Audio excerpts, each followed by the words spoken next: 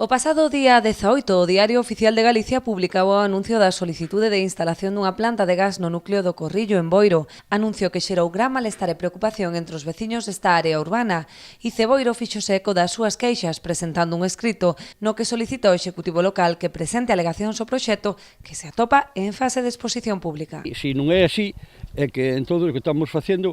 é facéndolle prejuízo aos ciudadanos. E Oros de Corrillo van a ter un problema se se vai para ali os tanques, estes dous grandes tanques que nunha zona conflictiva, movida, pois pode haber algún gamberro, como romper un outro día no Parque da Gachada unha balaustrada,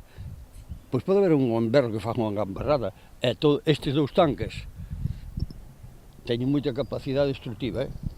O voceiro de Ice Boiro lembra que hai máis de 2 décadas que a empresa conta con 2 depósitos instalados nesta parcela en Espiñeira, polo que denuncia non se lle ten cobrado importe algún. O cambio destes tanques que levan aquí